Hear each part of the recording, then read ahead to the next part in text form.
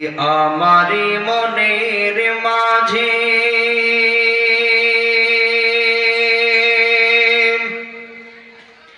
পেয়েছি যে যন্ত্রণা,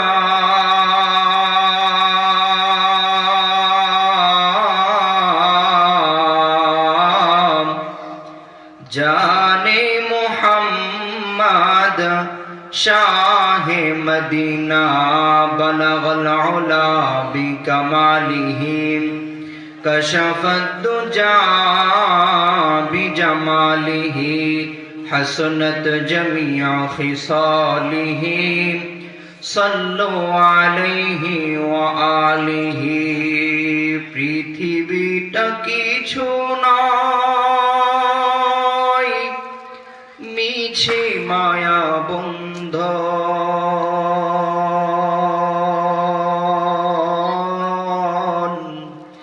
মরার পরে কেউ থাকিবে না তো আপন, মরার পরে কেউ থাকিবে না তো আপন। আমার মৃত্যুর খবর শুনে করবে লোকজন ভিড়,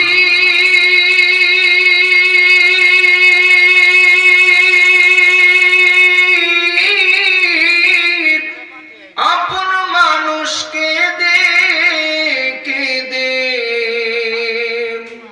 হইবে অস্থির,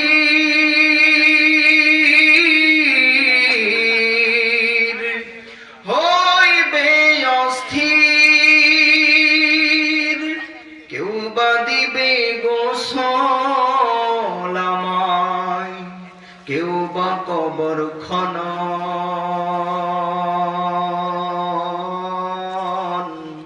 মরার পরে কেউ থাকবে না তো আপন, মরার পরে কেউ থাকবে না তো আপন। মোহাব্বতে কালিমা পড়েন লা ইলাহা ইল্লাল্লাহ। সবাই জবান খোলেন।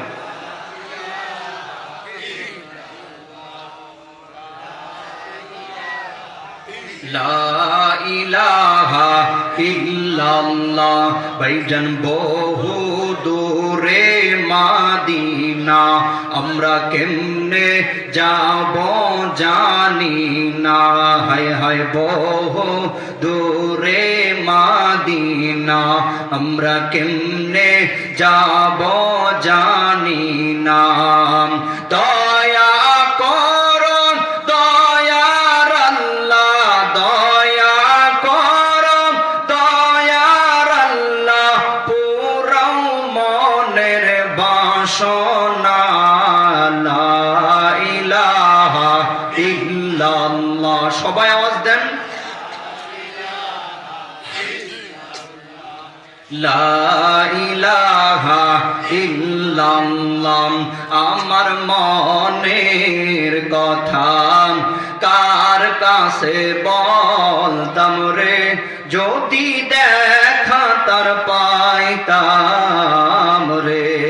আমার মনের কথা কার কাছে বলতাম রে, যদি দেখা তার পাইতাম রে।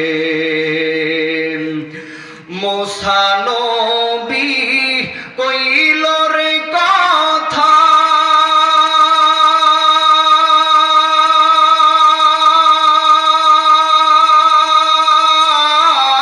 গিয়া তুর পাহাড়ে।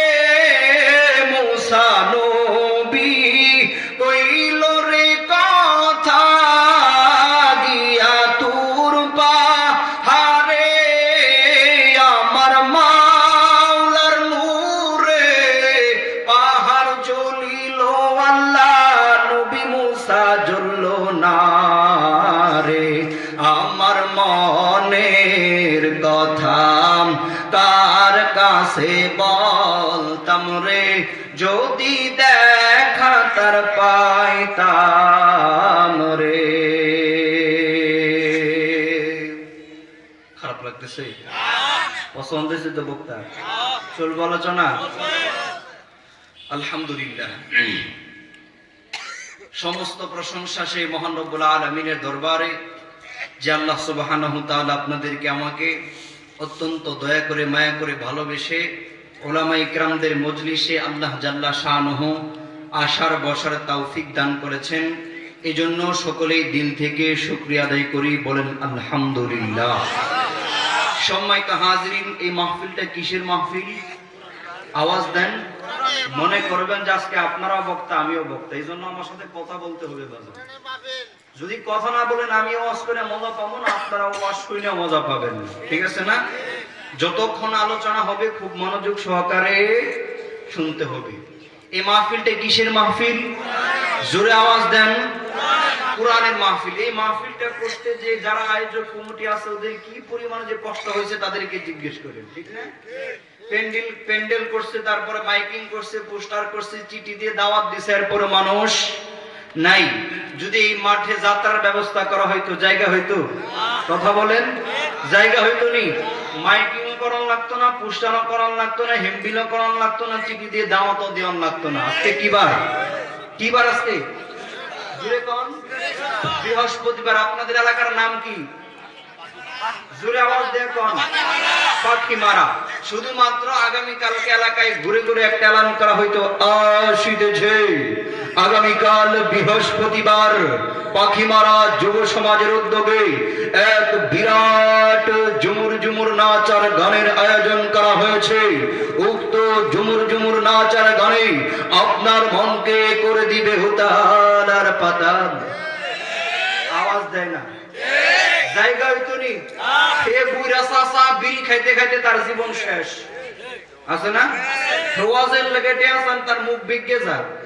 আবার যাত্রার লেগেটে আছেন, কুসুতে 500 টাকা নোটেরা বের করে কানে কানে কব সামনে চেয়ারটা কিন্তু আমার দিবে, আছে না নাই? খারাপ লাগতেছে আপনাদের?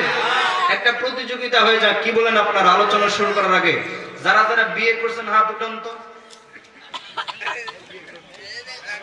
ওই পিছনে চাচাই মনে বিয়ে করে নাই।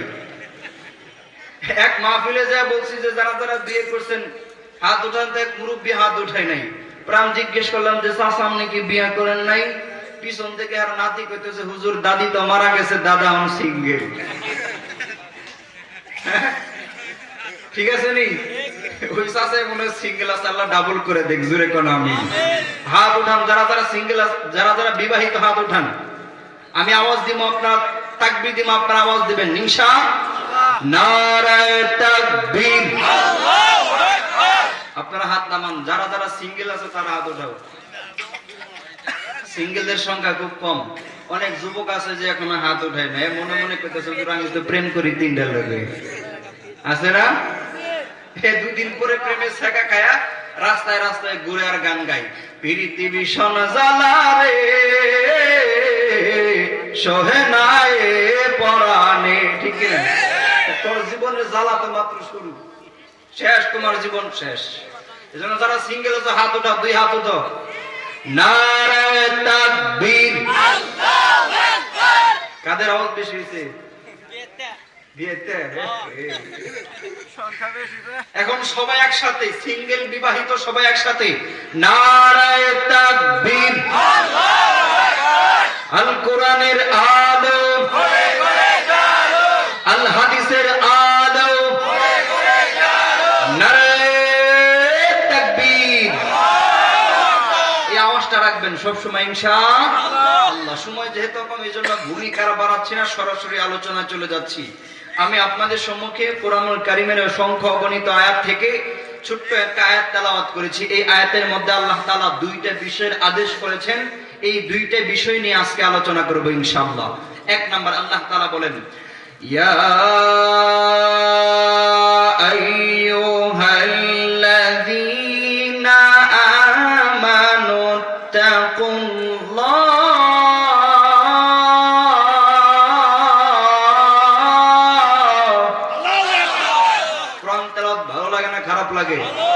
আমি আবার তেলাওয়াত করছি, শরীরের সমস্ত শক্তি একত্রিত করে আল্লাহু আকবারের আওয়াজ দিবেন ইনশাআল্লাহ।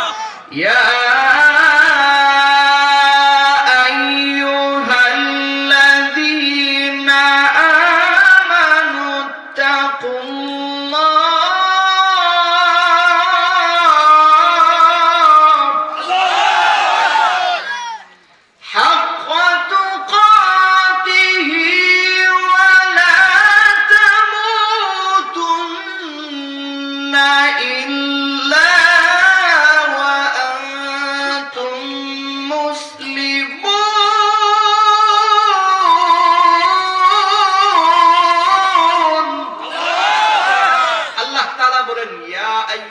আইয়ুহাল্লাযীনা আমানুত্তাকুল্লাহ, ঈমানদারদেরকে আল্লাহ তাআলা ডেকে বলতেছেন ইয়া আইয়ুহাল্লাযীনা আমানুত্তাকুল্লাহ, হে ঈমানদাররা আল্লাহকে ভয় করো। কেমন ভয় করবে? হাক্কা তুকাতিহি, যথাযথ ভয় করো। আল্লাহ যতটুকু ভয় পাওয়ার যোগ্য ততটুকু ভয় করো। মুসলমান ভাইরা আমার, বন্ধুগণ, আল্লাহ রাব্বুল আলামিন এই আয়াতের মধ্যে এক নাম্বার আদেশ করেছেন, হে ঈমানদারেরা তোমরা আল্লাহকে ভয় করো। কেমন ভয় করবে? আমি আল্লাহ যতটুক ভয় পাওয়ার যোগ্য ততটুক ভয় করো। এ মুসলমান বন্ধুরা, দুনিয়ার জমিনে আমরা একটা ছোট্ট বাচ্চাকে যতটুক ভয় করি আল্লাহকেও ততটুক ভয় করি না। এখন বলতে পারেন যে হুজুর এইটা কোনো কথা বললেন নাকি? ছোট্ট বাচ্চাকে যতটুক ভয় করি আল্লাহকেও ততটুক ভয় করি না। এ যুবক, গভীর মনোযোগ দিয়ে কথাগুলো বোঝার চেষ্টা করবে। তোমার ঘরের ভিতরে সুন্দরী একটা যুবতী মেয়ে আছে, মেয়েটা তোমাকে তার যৌবনের চাহিদা মেটানোর জন্য তোমাকে ডাকতেছে। তুমি চাইলে মেয়েটার সাথে জিনা করে তুমি তোমার যৌবনের চাহিদা মেটাইতে পারবা। মুসলমান ভাইরা, কিন্তু ওই ঘরের ভিতরে যদি তোমার ছোট ভাই বা তোমার ছোট ভাগিনা থাকে, তোমার ভাতিজা থাকে, বলেন তো দেখি আপনি ওই ঘরের মধ্যে মেয়েটার সাথে জিনায় লিপ্ত হবেননি? কেন লিপ্ত হবেন না? কারণ হইল আমার ভাই যদি এই দৃশ্য দেখে ফেলে, আমার জিনার দৃশ্য যদি দেখে ফেলে, সে তো মানুষের কাছে বলে দিবে, মা বাবার কাছে বলে দিবে।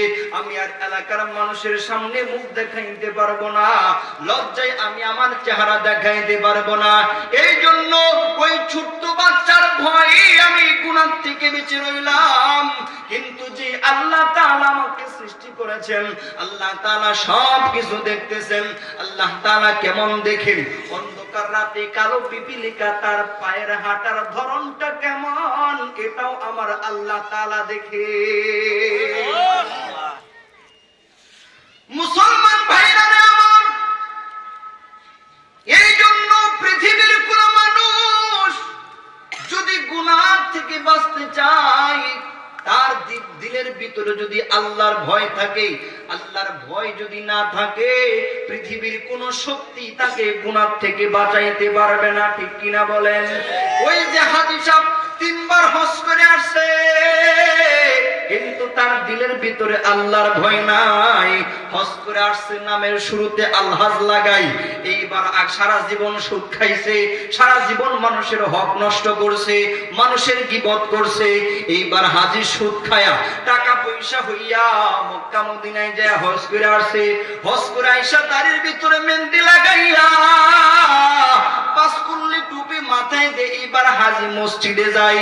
মসজিদে যায়, ইমাম সাহেব রে ভুল ধরে আছে না নাই? মানুষের সমালোচনা করে ইমামের দাঁড়ানো ঠিক নাই, ওর হাঁটার স্টাইল ঠিক নাই, ওর পোশাকের স্টাইল ঠিক নাই। এ মুসলমান, মনে রাখবা, যে সকল মুসল্লি ইমামের সমালোচনা করবে, ওই যদি নামাজ পড়তে সিজদা দিয়া যদি 10 হাত মাটির নিচে চলে যায়, ওর সিজদা আল্লাহ তাআলার কাছে কবুল হবে না। ও হাজী, আলহাজ লাগাইয়া ফজরের নামাজ আদায় কইরা হাজী ইল্লাল্লাহ ইল্লাল্লাহ জিকির করে, তাসবিহ টিপে আর জিকির করে সুবহানাল্লাহ আলহামদুলিল্লাহ লা ইলাহা ইল্লাল্লাহ সুবহানাল্লাহ আলহামদুলিল্লাহ লা ইলাহা ইল্লাল্লাহ। হাজী ফজরের নামাজ আদায় কইরা তাসবিহ টিপতে টিপতে কামলা একটা সাথে লইয়া ক্ষেতের ভিতরে যাই। কামলা যখন ক্ষেতের আলের সাইডে যখন কূপ দেয়, হাজী ডাক দিয়ে কই আরেকটু সামনে কূপ দেই। কামলা এবার ডাক দিয়ে কই হাজী সাহেব, এই জমি যে আপনি কুবাইতে বলতেছেন এটা তো কুদ্দুস মিয়ার জমি। বলে কুদ্দুস মিয়ার জমি? হাজী ডাক দিয়া কই তুই কি আমার চেয়ে বেশি বুঝছ নাকি? আপনাদের এলাকায় মনে হয় নাই। হাজি ডাক দিয়ে কয়, তুই কি আমার চেয়ে বেশি বুঝোস নাকি? তোরে আমি যা করছি তুই তাই কর। আমি মক্কা মদিনায় ঘুরে আসছি, আমার পায়ের ভিতরে আমার শরীরের ভিতরে মক্কা মদিনার ধুলোবালি লাগানো আছে, বেয়াদবি করবি তো ধ্বংস হয়ে যাবি। এইবার হাজি ডাক দিয়ে কয়, আমি ইল্লাল্লাহ জিকির করতেছি, আমার সওয়াব হইতেছে, কুদ্দুস মিয়ার জমি নিতেছি, গুনাহ হইতেছে, সওয়াব আর গুনাহ কাট, মাঝখান থেকে জমি পাইলাম ফাও। কথা কয় না, মাঝখানতে জমি পাইলাম ফাও। ও মুসলমান বন্ধুরে, এই নামাজ পড়া, যেই নামাজের যে আল্লাহর ভয়ে তোমাকে মানুষের জমি থেকে, মানুষের হক নষ্ট করা থেকে বিরত রাখতে পারলো না, মানুষের হক নষ্ট করা থেকে বিরত রাখতে পারলো না, ওই ভয় নিয়ে যদি তুমি নামাজ না পড়ো, আল্লাহর ভয় নিয়ে যদি তুমি নামাজ না পড়ো, ওই নামাজ আল্লাহ তাআলার দরবারে কোনো গ্রহণযোগ্য হবে না। মুসলমান ভাইরা আমার, বন্ধুগণ, এই জন্য নামাজ পড়তে হবে কাকে খুশি করার জন্য? জোরে আওয়াজ দিয়ে কোন কাকে খুশি করার জন্য? কার ভয় দিলের ভিতরে থাকবে? একমাত্র আল্লাহর ভয় দিলের ভিতরে থাকবে। ও মুসলমান বন্ধুরা আমার, তোমার দিলের ভিতরে যদি আল্লাহর ভয় নিয়ে যদি নামাজ না পড়ো, এই নামাজ তো তোমার কোনো গ্রহণযোগ্য হবেই না। কিয়ামতের ময়দানে আমার নবীও তোমাকে চিনবে। আম্মা জান আয়েশা রাদিয়াল্লাহু তাআলা আনহা আল্লাহ রাসূলের কাছে যা বলতেছেন যে, ইয়া রাসূলুল্লাহ, কিয়ামতের ময়দানে এত লক্ষ লক্ষ মানুষের ভিতর থেকে আপনি আপনার উম্মতদেরকে কিভাবে খুঁজে বের করবেন? নবী আমার ডাক দিয়ে কয়, আয়েশা, অনেকগুলো কালো বুড়ার ভিতর থেকে মাঝখানে একটা সাদা বুড়া বের করা যেমন সম্ভব সহজ হবে, কিয়ামতের ময়দানে এর থেকেও সহজ হবে আমার উম্মতদেরকে খুঁজে বের করা। চিৎকার দিয়ে বলেন সুবহানাল্লাহ। মুসলমান ভাইরা, আম্মা জান ডাক দিয়ে কই, নবীজি এইটা কিভাবে সম্ভব? নবী আমার ডাক দিয়ে কয়, আয়েশা, কি দুনিয়ার জমিনে যারা আমার উম্মত ছিল, 5 ওয়াক্ত নামাজের পূর্বে যারা ওযু করত, কিয়ামতের ময়দানে তাদের ওযুর অঙ্গগুলো নূরের মতো চমকাইবে, আর ওই নূরের চমকানি দেখে আমি নবী চিনতে পারবো যে দুনিয়ার জমিনে এটা আমার উম্মত ছিল। 5 ওয়াক্ত নামাজের পূর্বে যারা 5 বার ওযু করবে, তাহলে যারা শুধু শুক্রবারে নামাজের জন্য ওযু করে তাদের কি অবস্থা হবে? আমার মুসল্লি আছে না নাই? সারা সপ্তাহে পুরো সপ্তাহ চলে যায়, সে একবার ওযু করে না, সারা সপ্তাহ নাপাক অবস্থায় চলে, শুধু শুক্রবারে নামাজের জন্য ওযু করে, তাও মসজিদে যায় সবার পরে, আর মসজিদ থেকে বের হয় সবার আগে। এদের অবস্থা কেমন হবে? নবী আমার ডাক দিয়ে কয়, শুধু কিয়ামতের ময়দানে আমি ওই ওযুর অঙ্গের চমকানি দেখে আমি নবী চিনতে পারবো না। অন্য নবীরা পর্যন্ত আমার উম্মতের ওযুর অঙ্গের চমকানি দেখে অন্য নবীরা পর্যন্ত চিনতে পারবে। নবী আমার ডাক দিয়ে কয়, কিয়ামতের ময়দানে আল্লাহ পাক রব্বুল আলামিন যখন বিচারের কাজ যখন শুরু করবে, আব্বাজান আদম আলাইহি ওয়াসালাতু ওয়াসসালামকে আরশের পাশে বসায় রাখবেন। আব্বাজান আদম আলাইহি ওয়াসালাতু ওয়াসসালাম তার জায়গার ভিতরে বৈশা হাসরের ময়দান দেখতে থাকবে, তার সন্তানদের বিচার দেখতে থাকবে। মুফাসসিরিন কেরামগণ বলেন, মসজিদের মিনার উপরে দাঁড়াইয়া মসজিদের উপরের অংশ যেমন স্পষ্ট দেখা যায়, আব্বাজান তার জায়গার মধ্যে দাঁড়াইয়া, তার জায়গার ভিতরে বৈশা তার সন্তানদের হাসরের ময়দানে তার সন্তানদের বিচার দেখতে থাকবেন। হঠাৎ মারবেন, ইয়া মুহাম্মদ সাল্লাল্লাহু, আরো জোরে আওয়াজ দেয়া বলেন সাল্লাল্লাহু আলাইহি ওয়াসাল্লাম। নবী আমার ডাক দিয়া কয়, আব্বাজান আদম আলাইহি ওয়াসালাতু ওয়াসালাম হঠাৎ করে আমাকে একটা ডাক মারবেন, ইয়া মুহাম্মদ। আব্বাজানের ডাক শুনে লাব্বাইক বলে আমি আব্বাজানের সামনে দাঁড়ায় যাইব। আব্বাজান ডেকে বলবেন, মুহাম্মদ, ওই যে জাহান্নামের দিকে তাকা দেখো,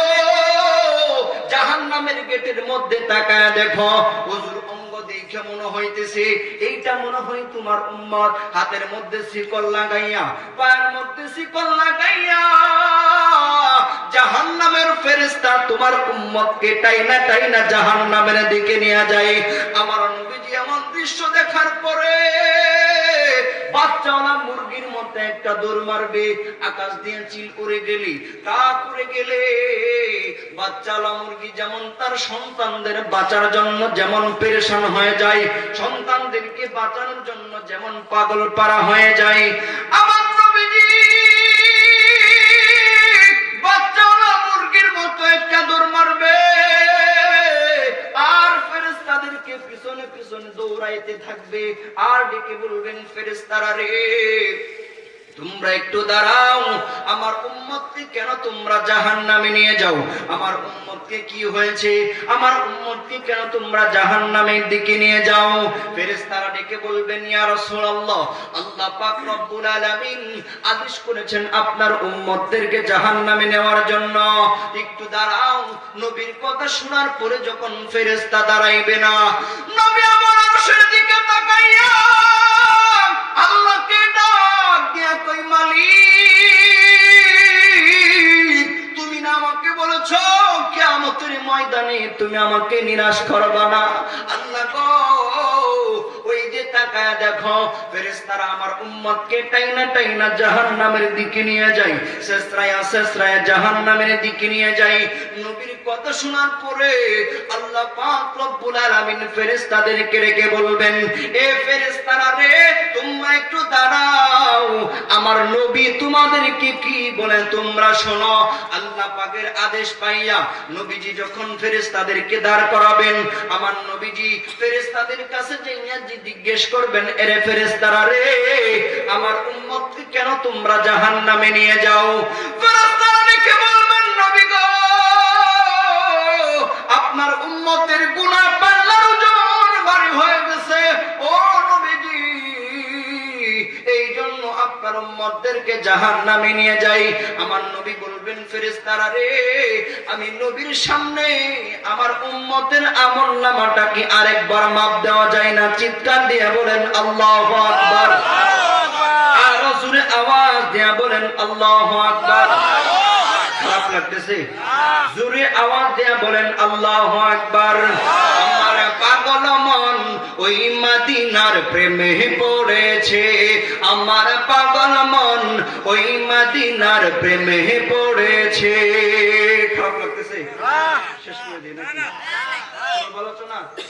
আমার সাথে আওয়াজ দিয়ে গাইতে হবে। রাজি আছেন ইনশাআল্লাহ? সবাই হাত লড়া দেন। আমার পাগল মন ওই মদিনার প্রেমে পড়েছে, আমার পাগল মন ওই মদিনার প্রেমে পড়েছে। ওই মদিনা এই মনকে ওই মদিনা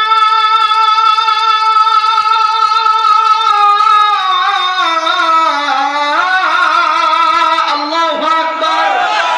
ওই মদিনা এই মনকে বন্দী করেছে, আমার পাগল মন ওই মদিনার প্রেমে পড়েছে, আমার পাগল মন ওই মদিনার প্রেমে পড়েছে।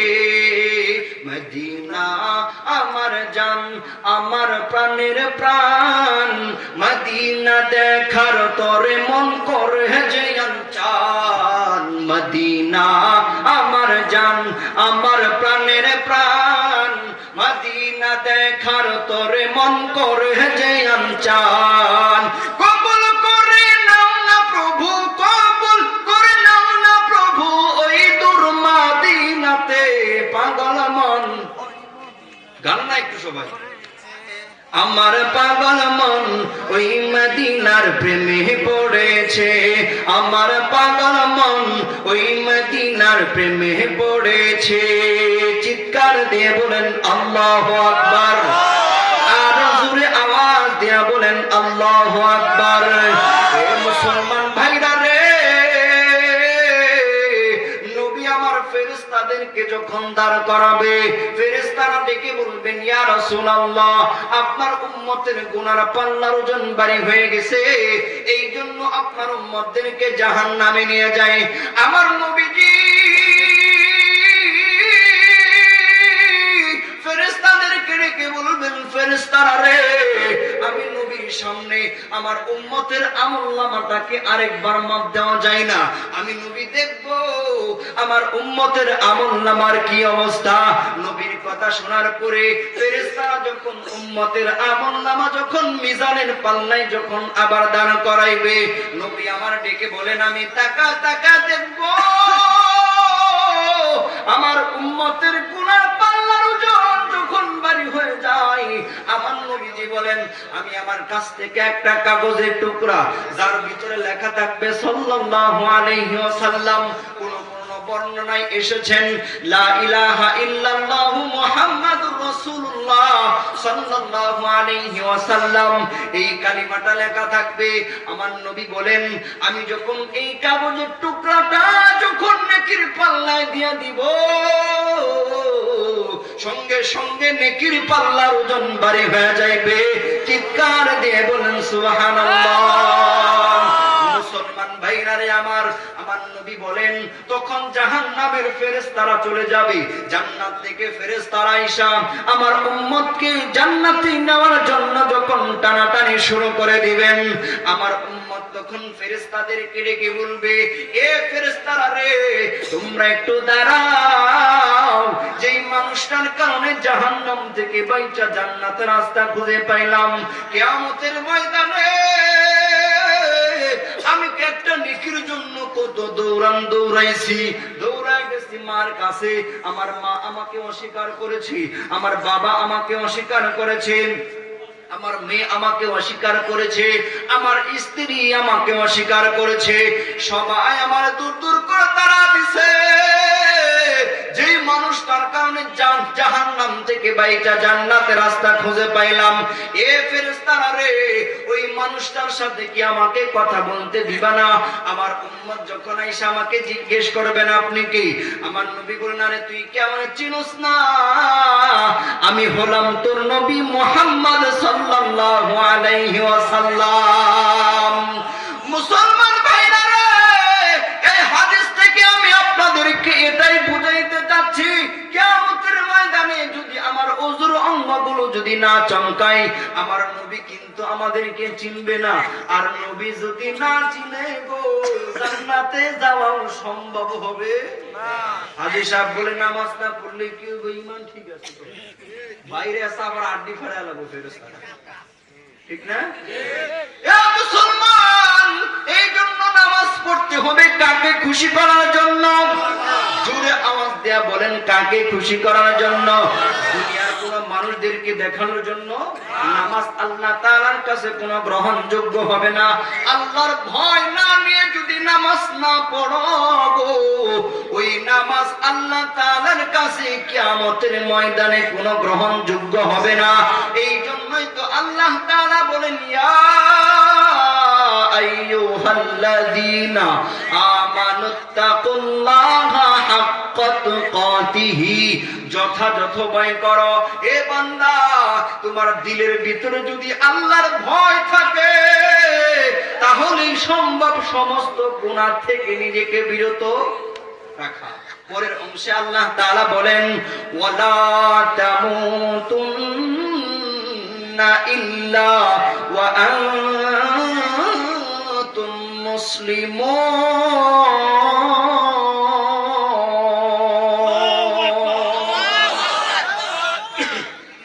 খারাপ লাগতেছে আপনাদের? পরের অংশে আল্লাহ তাআলা তার বান্দাদেরকে হুঁশিয়ার করতেছেন, তার বান্দাদেরকে হুঁশিয়ার করতেছেন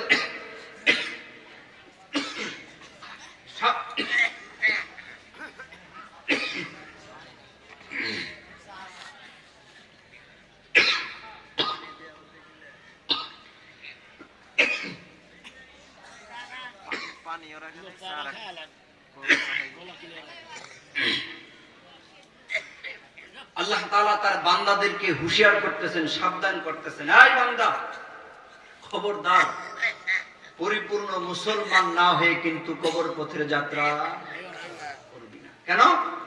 কারণ তুমি যদি পরিপূর্ণ মুসলমান না হয়ে, যদি পরিপূর্ণ ঈমানদার না হয়ে যদি কবর পথের যাত্রা করো, ওই কবরের ঘাটে ঘাটে ফাঁকে ফাঁকে কিন্তু মোবাইল কুট বসানো আছে। মোবাইল কুট বুঝেন তো আপনারা? একটা উদাহরণ দিলে সহজে বুঝবেন। ধরেন আপনার এলাকার একটা ছেলে 5 লাখ টাকা যৌতুক নিয়ে বিয়ে করছে। কয় লাখ? আপনাদের এলাকায় নেয়নি? কথা কয় না? যারা আওয়াজ কম দিবে মনে করবেন যেগুলো যৌতুক নিয়ে বিয়ে করছে। ঠিক আছে নি? যেগুলো মুখে আওয়াজ হবে না মনে করবেন যেগুলো বইয়ের কামাই খায়। ঠিক আছে? নেয়নি যৌতুক, নেয়নি আপনাদের এলাকায়? ভিক্ষা করে খাবেন। কি করে? ভিক্ষা করে। প্রয়োজনে বাপ বেড়া মিললে দুইজনে ভিক্ষা করবেন। কেউ যদি ভিক্ষা না দেয়, আমার ইউটিউবে নাম্বার আছে, আমার সাথে যোগাযোগ করবেন, আমি আপনার ভিক্ষা দিব। আমি যদি একদিনের ওয়াজের টাকা আপনাদের বাপ বেটারে দেই, 1 মাস চলতে পারবেন, কোনো সমস্যা হবে না। কিন্তু যৌতুক নিয়ে বিয়ে করা যাবে না। যেগুলো যৌতুক নিয়ে বিয়ে করে গুলো কাপুরুষ। জোরে গান, আরো জোরে। ওগুলো কি পুরুষ? কাপুরুষ। তুমি শ্বশুরের দেওয়া খাটের মধ্যে ঘুমাও, তুমি গাছতলায় ঘুমাবি। শ্বশুরের দেওয়া ফ্রিজের মধ্যে গুস্ত মাছ রেখে খাও, তুই না খায়া থাকবি, তুই রোজা রাখবি। তোর বিয়ে করার দরকার নেই। আল্লাহ রাসূল বলছে যে তোমার যদি বিয়ে করার সামর্থ্য না থাকে তুমি রোজা রাখো। এরপরে যৌতুক নিয়ে বিয়ে করা। আবার এখন বর্তমান যুগের মেয়ের বাবাদেরও দোষ আছে। এরা আবার সরকারি চাকরি ছাড়া মেয়ে বিয়ে দিতে রাজি না। যুবকরা মনে মনে কইতেছে হুজুর আমগরে মনের কথাটাই কইছে। ঠিক আছে নি? এরা আবার সরকারি চাকরি ছাড়া মেয়ে বিয়ে দিতে রাজি না। বয়স 40 হলেও সমস্যা নাই। ঠিক আছে না? মাথায় চুল যদি একটাও না থাকে তাও সমস্যা নাই। আবার এখন তো বর্তমান যুগে কিছু মেয়ে বের হয়েছে, তাদের আবার সুগার ডেডি পছন্দ। কি ডেডি? এখন সুগার ডেডি এটা মুরব্বীরা বুঝবেন, এটা যুবকরা বুঝে সুগার ডেডি কারে কয়। ঠিক আছে নি যুবকরা? তো আপনার এলাকার একটা ছেলে 5 লাখ টাকা যৌতুক নিয়ে বিয়ে করছে। কয় লাখ? মনে আছে আলোচনা? এখন বিয়ের পরের দিন নতুন বউকে নতুন গাড়ির পিছনে উঠাইয়া তার গন্তব্যস্থল শ্বশুর বাড়ির দিকে যখন রওনা করছে, বকশীগঞ্জ বাজার যাইতেই পুলিশ আটকাইছে।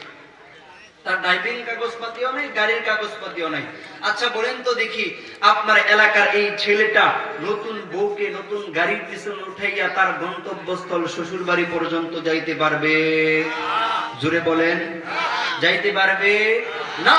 আল্লাহ তাআলা বলেন তার বান্দাদেরকে হুঁশিয়ার করতেছেন, সাবধান করতেছেন, এই বান্দা খবরদার, পরিপূর্ণ মুসলমান ইমানদার না হয়ে কিন্তু কবর পথের যাত্রা করবি না। কারণ তুমি যদি পরিপূর্ণ ইমানদার না হয়ে যদি কবর পথের যাত্রা করো, তাহলে তোমার ওই কবরের ঘাটে ঘাটে ফাঁকে ফাঁকে মোবাইল কুট বসানো আছে, তাহলে তুমি তোমার গন্তব্যস্থল সেই জান্নাতে কিন্তু তুমি পৌঁছতে পারবে। এখন আপনাদের মনে প্রশ্ন হতে পারে যে হুজুর ইমানদার কারা? প্রত্যেকটা জিনিসের একটা বৈশিষ্ট্য আছে, ঠিক না? একটা রোগের নাম বৈশিষ্ট্য আমি বলবো, নাম আপনারা বলবেন। ঘন ঘন প্রস্রাব হয়, শরীরে কোথাও কেটে গেলে এটা শুকাইতে অনেক সময় লাগে। নাম দুইটা বলে ফেলছে ডায়াবেটিস। আপনারা কি ডাক্তারি পড়ছেন? কেমনে বুঝলেন যে এটা ডায়াবেটিস? কারণ ডায়াবেটিস হওয়ার জন্য এটা কিছু লক্ষণ, আলামত, ঠিক না? ঠিক তদ্রুপ ভাবে আপনি মুমিন কিনা, আপনি ইমানদার কিনা, মুমিনের কিছু বৈশিষ্ট্য আছে। ওই বৈশিষ্ট্যগুলো যদি আপনার মধ্যে থাকে তাহলে আপনি বুঝে নেবেন যে আপনি ইমানদার হতে পেরেছেন। 1 নাম্বার বৈশিষ্ট্য, عن أبي أمامة أن رجلا سأل رسول الله صلى الله عليه وسلم ما الإيمان قال إذا سرتك حسنتك وساءتك سيئتك فأنت مؤمن। الله أكبر। মুসলমান ভাইরা রে আমার, আল্লাহ রাসূল সাল্লাল্লাহু আলাইহি ওয়াসাল্লামের কাছে এক লোক যা বলতেছেন যে ইয়া রাসূলুল্লাহ মাল ঈমান, ঈমান কি? আল্লাহ রাসূল বলেন ক্বালা ইদা সাররাতকা হাসানাতুক ওয়া সাআতকা সাইয়্যাতুক, যখন তোমার ভালো কাজ তোমাকে আনন্দিত করে আর তোমার মন্দ কাজ তোমাকে কষ্ট দেয়, ফাআনতা মুমিন, তাহলে তুমি প্রকৃতপক্ষে মুমিন। এ মুসলমান বন্ধুরে আমার, আল্লাহ রাসূল এই হাদিসের ভিতরে দুইটা বিষয় উল্লেখ করেছেন। এক নাম্বার বিষয় হইল, যখন তুমি ভালো কাজ করেছো, মসজিদে ঢুকেছো নামাজ আদায় করার জন্য, কিন্তু মসজিদের ভিতরে তোমার ভালো লাগে না, মসজিদের ভিতরে ঢুকলে অস্থিরতা শুরু হয়ে যায়, নামাজ পড়ে তুমি মজা পাও না, মানুষের উপকার করলে তোমার দিলের ভিতরে শান্তি লাগে না, তাহলে বুঝে নিবে এখনো পর্যন্ত তুমি মুমিন হতে পারো নাই। দ্বিতীয় নাম্বার, খারাপ কাজ করেছো, খারাপ কাজ করার পরেও তোমার দিলের ভিতরে বিন্দু পরিমাণে কষ্ট লাগে নাই, আফসোস লাগে নাই, তাহলে বুঝে নিবে এখনো পর্যন্ত তুমি মুমিন হতে পারো নাই। এই বিষয়টা কি বুঝার জন্য ডাক্তারের কাছে যাওয়া লাগবে? ভালো কাজ করছেন, দিলের ভিতরে আনন্দ লাগছে, আর খারাপ কাজ করছেন, দিলের ভিতরে আফসোস লাগছে, কষ্ট লাগছে, তাহলে বুঝে নিবেন যে আপনি মুমিন হতে পেরেছেন। দুই নাম্বার বৈশিষ্ট্য, লা ইউমিনু আহাদুকুম হাত্তা ইউহিব্বা লিআখিহি মা ইউহিব্বু লিনাফসি। আল্লাহ রাসূল বলেন, তুমি নিজের জন্য যা পছন্দ করো, তোমার অপর ভাইয়ের জন্য যদি তাই পছন্দ না করো, তাহলে তুমি মুমিন হতে পারবে না। মহিলারা ওয়াজ শুনতেছেনি, কথা বলেন, মহিলাদের সম্পর্কে কিছু বলার দরকার আছে না নাই? আমার সঙ্গে আলোচনা করেছেন আমার বড় ভাই মুফতি হামিদুল ইসলাম, উনি বলেছেন বর্তমান যুগে কিছু মহিলা আছে সন্তান না হওয়ার কারণে পুত্রবধূর উপর নির্যাতন করে, এমন মহিলা আছে না নাই? ও আমার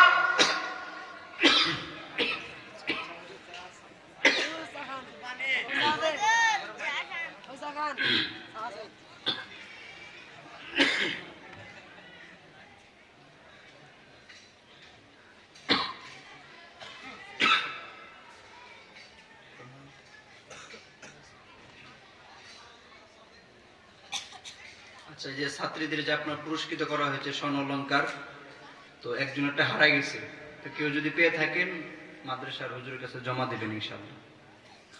মুসলমান ভাইরা রে আমার, পর্দার ভিতরে মাগো,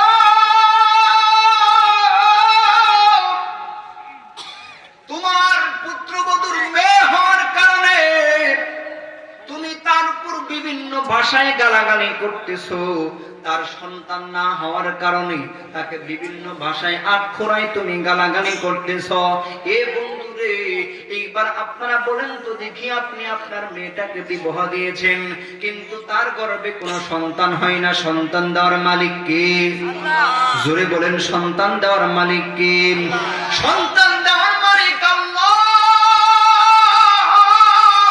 আপনি আপনার মেয়েটাকে বিবাহ দিয়েছেন, কিন্তু তার গর্ভে থেকে কোনো সন্তান হয় না। এইবার যদি তার শ্বশুর বাড়ির লোকজন যদি আপনার মেয়েকে গালাগালি করে, আপনার মেয়েকে যদি কষ্ট দেয়, তাহলে এই সংবাদ শোনার পরে আপনার দিনের ভিতরে কষ্ট লাগবে কিনা? জোরে বলেন, কষ্ট লাগবে কিনা? তাহলে আপনি আপনার পুত্রবধূকে কেন কষ্ট দেন? কিন্তু বর্তমান যুগে এমন দেখা যায়, মেয়ে হওয়ার কারণে স্ত্রীকে তালাক পর্যন্ত দিয়ে দেয়, এমন মানুষ আছে না নাই? এ মুসলমান বন্ধুরে আমার, এ যুবক ভাইরা রে, ও পর্দার ভিতরে আম্মা জান, তোমরা যারা মেয়ে হওয়ার কারণে স্ত্রীর উপর বিভিন্ন ভাষায় গালাগালি করো, স্ত্রীকে মারধর করো, মাগো, তোমাদের জন্য একটা ঘটনা শোনা যায়। আফগানিস্তানের একজন আল্লাহর বান্দা, তার নাম হলো সালমান, বিবির নাম হইল ফাতেমা। এইবার আল্লাহর বান্দা সালমান বিবাহ করার পরে তার অনেক ইচ্ছা ছিল যে প্রথম সন্তানটা মেয়ে ছেলে হবে, কিন্তু না, তার স্ত্রীর গর্ভ থেকে প্রথম সন্তানটা মেয়ে সন্তান হয়েছে। সালমানের মন খারাপ হয়ে গেল। এইবার সালমান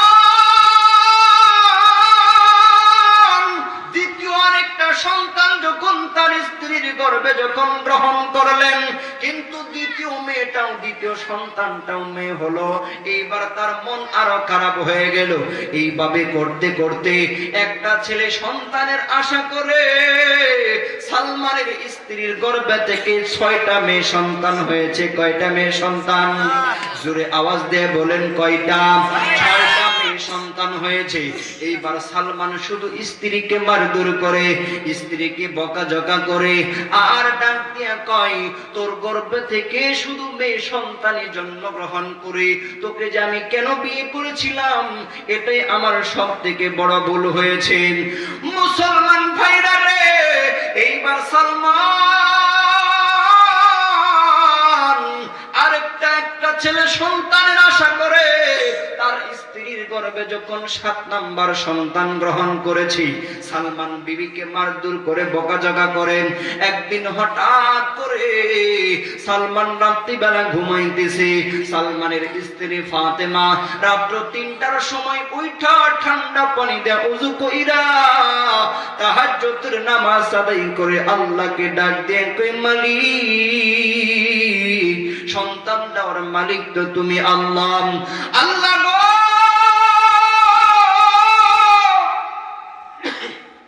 তুমি চাইলেই তুমি সন্তান দান করো।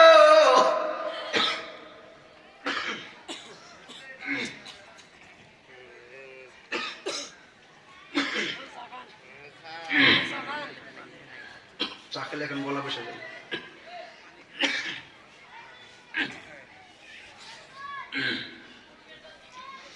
সালমানের স্ত্রী 2 হাত আকাশের দিকে উঠাইয়া আল্লাহকে ডাক দিয়ে কই, মালিক, সন্তান দেওয়ার মালিক তো তুমি আল্লাহ, ছেলে দেওয়ার মালিক তো তুমি আল্লাহ।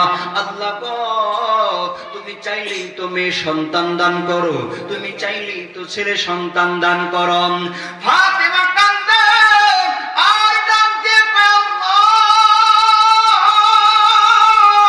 তুমি আমাকে একে একে 6টা মেয়ে সন্তান দান করেছো, এই জন্য আমার স্বামী আমাকে অনেক নির্যাতন করে, অনেক বকাঝকা করে, মারধর করে। আল্লাহ, এই জালেমের অত্যাচার আমি সহ্য করতে পারি না। আল্লাহ, হয়তো তুমি আমাকে একটা ছেলে সন্তান দান করো, আর না হয় এই জালেমের হাত থেকে আমাকে রক্ষা করো। ফাতেমা যখন এইভাবে কান্না করেন, হঠাৎ করে সালমান ঘুমাইতেছিল, ঘুম থেকে হাউমাউ করে চিৎকার দিয়ে লাফ দিয়ে উঠেছি। ফাতেমা দ্রুত গতিতে মোনাজাত শেষ কইরাম স্বামীর কাছে যাইয়া ডাক দিয়ে কই, স্বামী গো, কি হয়েছে, আপনি এমন করে কান্না করেন কেন, এমন করে ঘুমের মধ্যে লাফ দিয়ে উঠলেন কেন? এইবার সালমান বিবিকে কাছে পাওয়ার পরে বিবিকে বুকের মধ্যে জড়ায় ধরছে, কপালের মধ্যে চুমু খায় আর ডাক দেয়া কই, বিবি রে, তুই আমারে মাফ করে দে, অনেক জুলুম নির্যাতন আমি তোর উপর করেছি।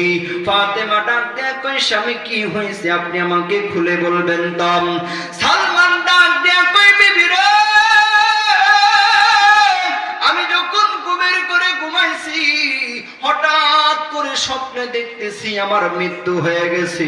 আমার আত্মীয় স্বজন আমারে গোসল করাইয়া সাদা কাপড় পরাইয়া মসজিদের কোণার ভিতরে ওই পালকিতে আমাকে শোয়াইয়া, বিবিরে সবাই যখন আমাকে গুরুস্থানের দিকে যখন লইয়া যায়, আমি চিৎকার করে করে কান্না করি, তোমরা আমারে কই লইয়া যাও গো, কিন্তু কেউ আমার কথা শুনে না। সালমান ডাক দিয়ে কই, বিবি রে, আমাকে যখন কবরস্থানের ভিতরে রেখে পাড়াইয়া যখন আমাকে দাফন করে রাখলো, বিবি রে, আমি স্বপ্নে দেখতেছি কিয়ামতের ময়দান কায়েম হয়ে গেছে। আমার আল্লাহ আমার গুনার পাল্লার ওজন ভারী হওয়ার কারণে আমাকে যখন জাহান্নামের আদেশ দিয়া দিল রে বিবি, এইবার ফেরেশতারা আমার হাতের মধ্যে শিকল লাগাইয়া, আমার পায়ের মধ্যে শিকল লাগাইয়া, বিবি রে, আমার টাইনা টাইনা যখন জাহান্নামের দিকে যখন নিয়ে যাই, জাহান্নামের প্রথম গেটের মধ্যে নিয়ে যাওয়ার পরে আমি নজর করে দেখি, ওই জাহান্নামের প্রথম গেটের মধ্যে আমার বড় মেয়েটা দাঁড়ায় আছে। আল্লাহু আকবার বলেন। মেয়েটা আমার ডাক দিয়ে কই, ফেরেশতারা রে, তোমরা আমার বাবাকে কেন জাহান্নামে নিয়ে যাও? যেই বাবা এত কষ্ট করে আমাদেরকে লালন পালন করেছে, নিজে না খাইয়া বাবা আমাদেরকে খাবার খাওয়াইছে। কত রাত্রি গেছে বাবা আমাদের জন্য ঘুমায় না, কত রাত্রি গেছে বাবা আমাদের জন্য না খেয়ে থেকেছে, নিজে পরিশ্রম করেছে, মাঠের ভিতরে কাজ করেছে আমাদের ভালো পোশাক পরানোর জন্য। মুসলমান ভাইরা রে, বাবা তার সন্তানকে কেমন ভালোবাসে, বাবা তার নিজের সমস্ত ইচ্ছা বিসর্জন দিয়ে সন্তানের ইচ্ছাগুলো পূরণ করেন। দুনিয়ার সমস্ত বাবাদেরকে যদি জিজ্ঞেস করা হয়, ও বাবা এত পরিশ্রম কেন করো, এত কষ্ট কেন করো, তোমরা তো মা বাবা দুইজন মানুষ, একদিন কাজ করলে 7 দিন বসে খেতে পারবে, কিন্তু বাবা গো প্রতিদিন রোদের ভিতরে কাজ করার কি দরকার?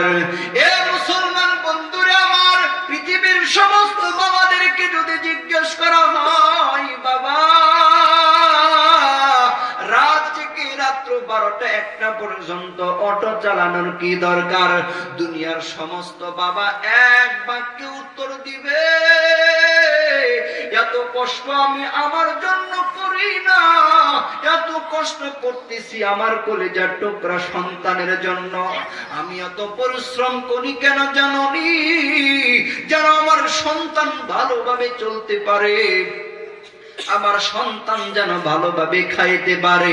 মুসলমান বন্ধুরে আমার, এই জন্য আমরা তো অনেক সময় মনে করি, হুজুর আমার বাবা তো আমাদেরকে মহব্বত করে না, আমার মা আমাকে বেশি মহব্বত করে। সমস্ত সন্তানদেরকে, কোন সন্তানদেরকে যদি জিজ্ঞেস করা হয় তোমাকে কে বেশি ভালোবাসে, সবাই দেখবেন আমার মা বেশি ভালোবাসে। কারণ হইল কি জাননি? মা তো মায়ের ভালোবাসা সন্তানের সামনে প্রকাশ করে দেয়, চোখের পানি দিয়ে বাবা মা মায়ের ভালোবাসা সন্তানের কাছে প্রকাশ করে দেয়, কিন্তু বাবার ভালোবাসা বাবা কিন্তু প্রকাশ করে না। মুসলমান ভাইরা রে,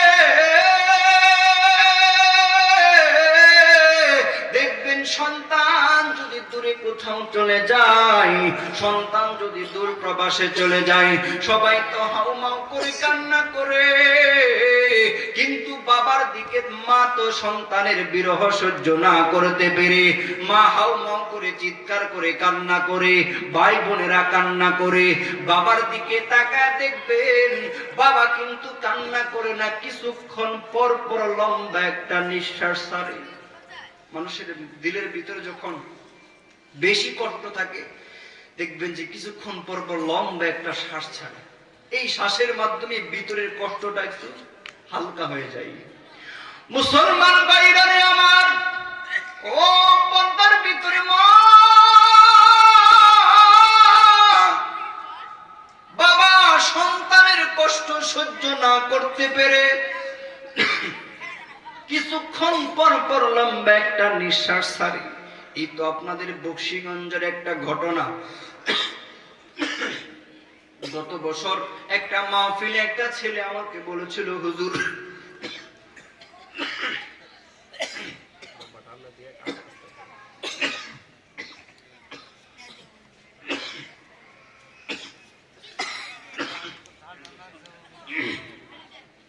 ছেলেটা আমাকে বলেন, হুজুর আমরা সারা জীবন জানতাম আমার বাবা মনে হয় আমাদেরকে ভালোবাসে না, সব সময় দেখেছি বাবা আমাদের সাথে রাগ দেখিয়ে কথা বলেছে, সব সময় ধমকের সুরে কথা বলেছে, বাবা কোনোদিন আমাদের সাথে হাসি মুখে কথা বলে নাই।